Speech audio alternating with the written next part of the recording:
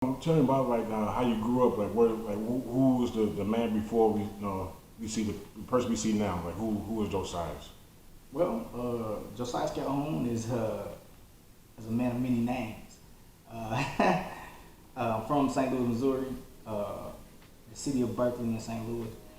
Grew up in an urban community uh, around, everything the urban community brings, from drugs, alcohol, gangs, all of that stuff. I'm a survivor, man. For me. Let me get it, let me put it down. One time for anybody out there following their dreams. Anybody in the city we can do jobs so they can get to bigger, better things. You can't see the hours that I put in. Every day and night, go to every trick or right, go to every bit of main just to hit them with the fade. When I stick it to the people that told me that I couldn't, yeah. After all of the years, the young Mowgli wore a frown. I finally learned that it's okay that I'm not white or brown. And though the people looking sideways drive me crazy, you can't take my pride from me. I'm cool with the way God made me, yeah. Mr. Josiah Calhoun, Mr. ThinkSmart, sir. What's going on, man? During this pandemic time, like how you been coping with being at home? Pretty tough for me. I'm a people person, so to be isolated from people, pretty tough. But I'm dealing with it. And we're working with it with friends and family. Being back home is a great thing for me because I get to see and be around family members. But it's not a bad thing being away because I'm away for a reason. So I've been dealing with it pretty good. It's a mental war, but I'm strong mentally, so I'm good. Have you been working on anything? I've been working on a lot of projects, man.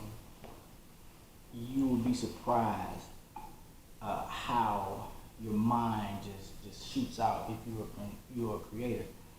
Being a creator is one of those things that people don't understand. Like, you either got it or you don't, but everybody really kind of has it. But are you going to actually take the time out to create? Because it takes time, and we're now in a generation that does not want to wait for anything. Everything is so instant that we don't wait for anything. So, and it takes time to create. When you create, it takes time to do things. From movies to music to any type of content, it takes a moment in time, and you have to be patient. So yeah, I've been creative.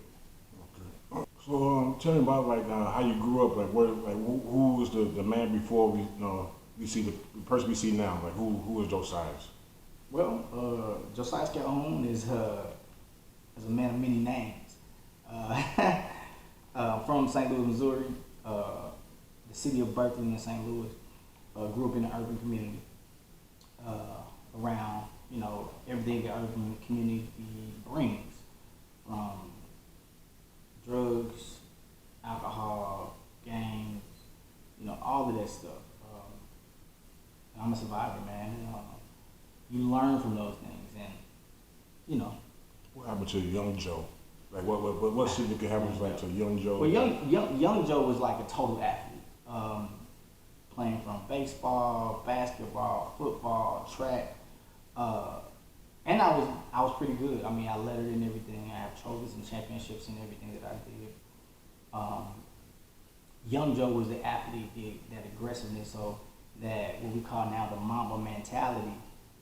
I got it then, and it was ignited by my cousin who I just lost. He was like a brother to me. He was always pushing me. He was the first person I can remember from an athletic standpoint said, no matter what the opponent looks like, you're the best. And he convinced me that I was the best. So when I went out there, I gave it all I had. He said, you never lose, you learn. If you don't win, you learn something. You learn how to be better for the next time. But he said, always leave your mark, because you want to be that guy that when you step on the field, the track, the court, or in the building, you the person they watch.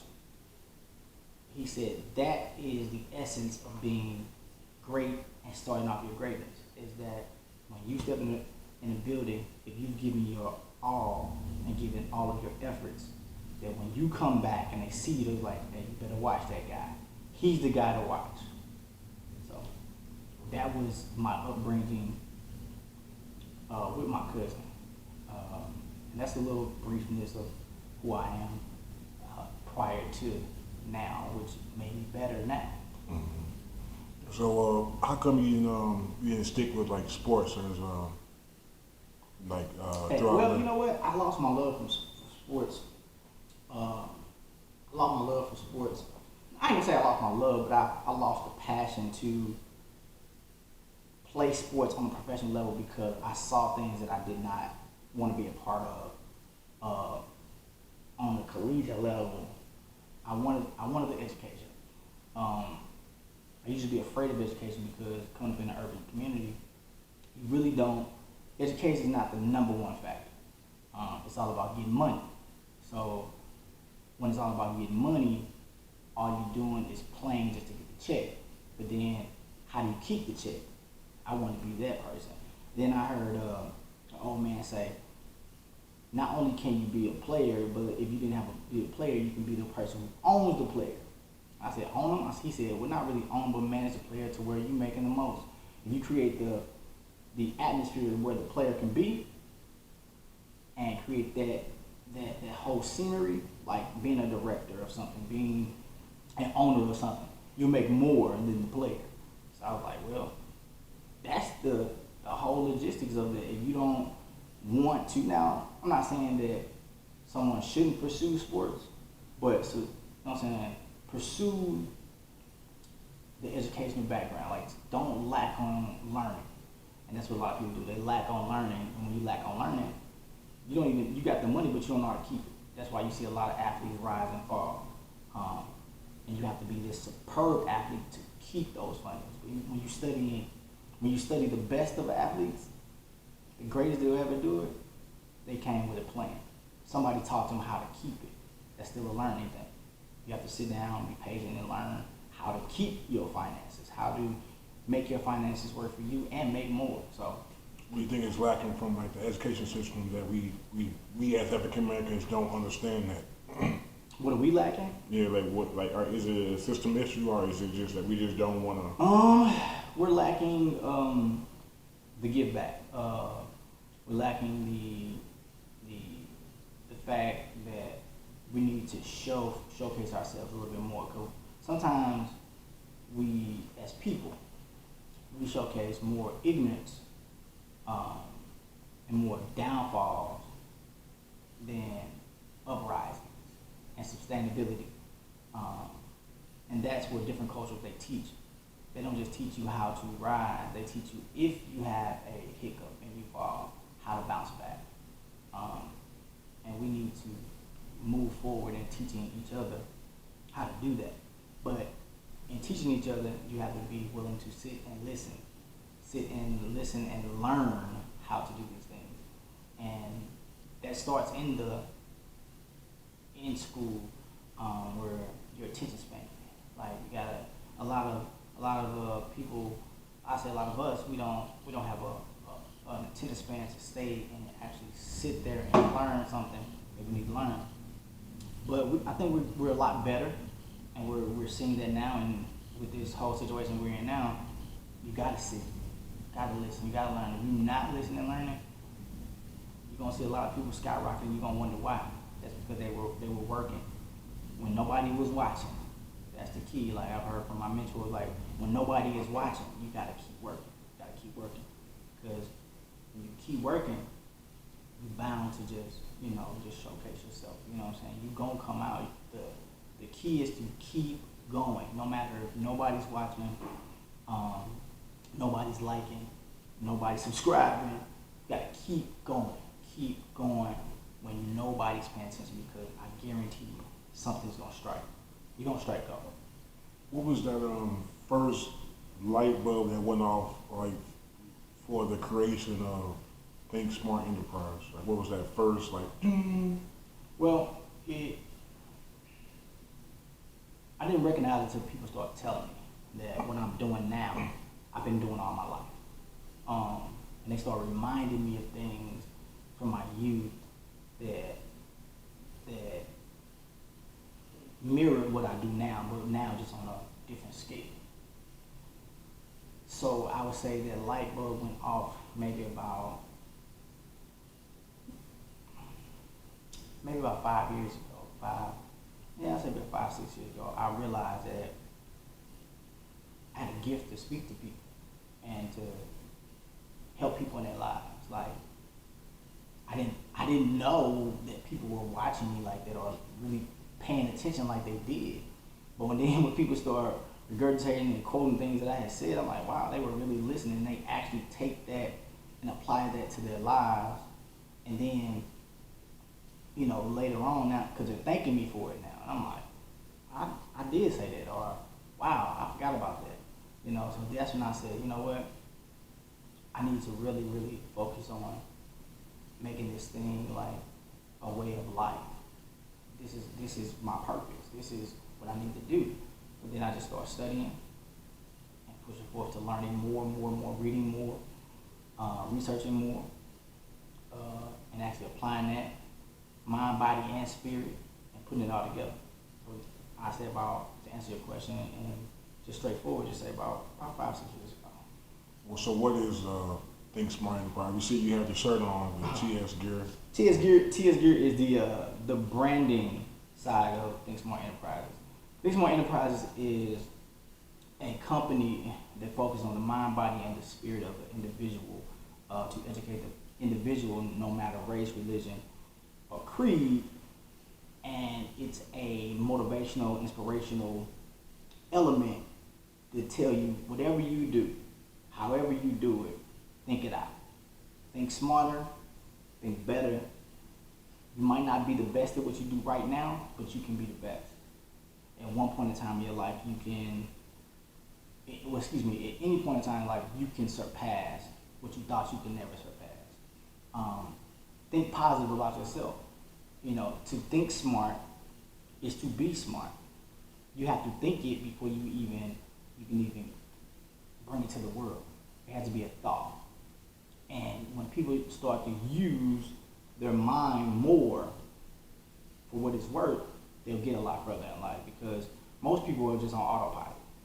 They do 1, 2, 3, 4 things, and then that's how their life goes. And that's why when certain things come about their lives, it interrupts it. So what we want to teach and what we want to create, from the conferences to the discussions to the channels to whatever we do, we want to put that element on increasing your thought process, increasing your mind to be a better you. Think smart. Is there when you created, has there been like a moment where like you almost just like, you know what, forget this, I'm not gonna do this no more? Like, Of course, because what was that moment? You know what? And I will say this: the moment was not that long ago, and I can tell a brief story about that. I had got to a point to where you want people to grasp on to what you're speaking about, and point them in certain directions to grow themselves, grow their businesses, grow this, and you get frustrated. You get frustrated to where you yelling at the sky. You yelling at the sky like, God, this is what you gave me, and it don't seem like people are listening like I want them to do or like I expect them to do. But then that's when you learn the patience game, because somebody's watching. The story behind it is, I can remember calling my business partner, Roy Harris. Shout out to Roy Harris.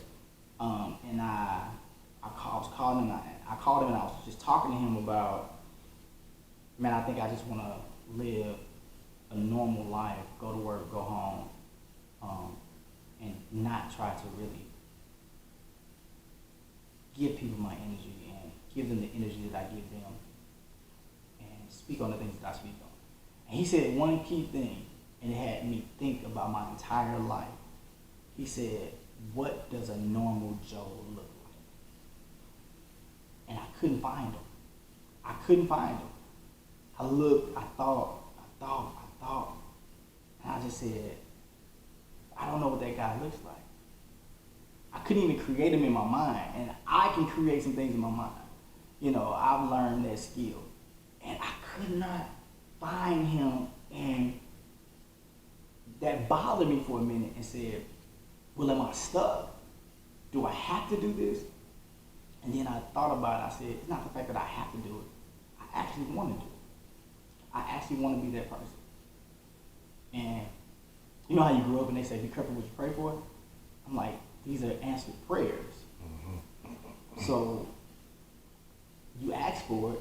I'm presenting it to you. These are the preliminaries of what you want to be, where you want to go, how you want to do it. I was like, man, if I give up and I stop, I really just killed my own prayer. You feel what I'm saying? Like, and, you know, I would say Roy was right on the money. And see, and those are the type of people you got to keep around you because, you know, that circle that you keep, you have to keep those believers around you that you believe in them, they believe in you. You know, they believe the divinity in you, the God in you, and you believe the divinity and God in them. And once you, that's why I always salute on my shows and when I do stuff, I salute the divinity in you. Why? Because I'm telling you that the person inside of you, that's who matters. Everything inside of you, that's what matters the most. This corpse, all this stuff right here, it's not as special as you may think it is because everything that matters is inside of you. Your brain, your heart, or your organ. That's what's keeping you alive. But we focus so much on the outside and don't want to focus on the inside. And that's the thing we need to focus on, is focusing on the inside of yourself. Because when you focus on the inside and build your spirit, build your mind, build your heart, from the health to the spiritual, you become a better person. You become the person that you want to be. But people don't focus on it. They destroy the inside and glamorize the outside.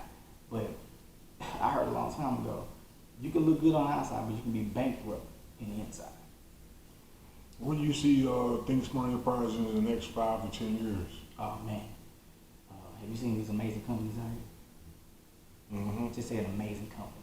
Yeah. I don't want to give y'all too much of the business because if I give you too much, you know, I don't want y'all out here hating on me. I don't want people out here hating on me because people will pray against you. So I'm gonna give you it in portions. But I can't give you the whole vision. I share the vision with my team. I share the vision with that mastermind team, my mastermind team, because I know we're like-minded, and they're gonna help me critique it. They're gonna work it with me. We're gonna work it together because it's never about me. It was never about me. Like, you know, you hear a lot of people say, I do it for my family, I do it for this person, I do it for that person. Well, I have a different perspective on that. I believe God has given me a different perspective on doing it, because if you're doing it for your family, then your family doesn't appreciate it, then will you continue to do it for your family? You know what I'm saying? Like, would you continue to work as hard as you're working when the people that you're doing it for don't appreciate it? So I do it for God's people because somebody's going to appreciate it. I might not see the person, I might not know the person, but I do it for them. And I don't have to know it because I live by a theory. If we were walking through an alley, right, and we heard a crying baby, right? If we heard a crying baby, at no given point do we worry about that baby's race, what religious background it comes from, or anything about that baby. You just want to make sure you get that baby and you get it to safety. And you give it all the care, the love, and whatever it needs to get the opportunity to be a child and to grow and to be something, right? You don't worry about the fact that you found them in an alley. You don't worry about their black, white, Hispanic, Chinese, Japanese, Vietnamese, African, whatever. You don't worry about that. What you worry about is making sure that baby has what it needs to get where it needs to go. And I believe that's how God looks at us, and that's how we should look at each other when it comes to the needs of people. But as people have to understand not to take advantage of that. And sometimes we take advantage of that, and we as a people have to work on not taking advantage of the help and use the help to grow, and not just to, they're gonna give me this every so often, so let me take advantage of this because now I can be lazy and don't have to do something for myself. Don't do that.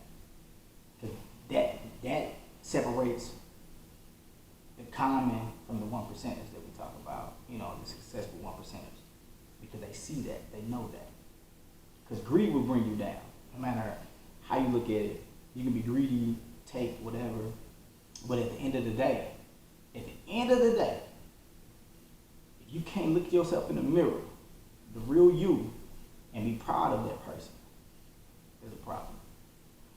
What's your message to the people as your ThinkSmart. ThinkSmart. A lot of people want it to be, so much grander. When I say think smart, it doesn't mean think better. Think your way through. On a positive note, not a negative note. Because whatever you put out, believe me, you're gonna receive it back.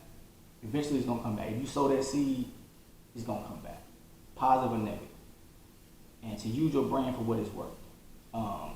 We've all heard in our youth growing up in some type of spacing that the mind is a terrible thing to waste.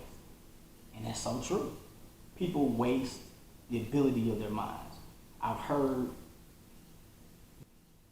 We've heard as a people that, if you want to find out or go to the richest place in the world, where should you go? Go to the graveyard. Why? Because there lies the greatest ideas, the greatest inventions, the greatest of all things that people either did not do or did not pursue because they were afraid, or they downplayed themselves, or they did not use what they have and expand that thing to have more of what they want. So that would be my message as an empowerment speaker, as a writer, as a content creator. My message will always be and forever be to be a better person, to think smart. All right, where can we find you, Joe? Where any thing we should be watching out, looking out for? Subscribe to my YouTube channel, ThinkSmart TV. Be looking out for this amazing movement that we're doing right now. It's a campaign called Think Smart and Read, with premier people on there, African American people. Now, in this sense, we are folks, and this is my African American stance within our company. With the Think Smart and Read, we're putting African American people that have achieved certain goals or spotlighted, from education to business to just community spotlights.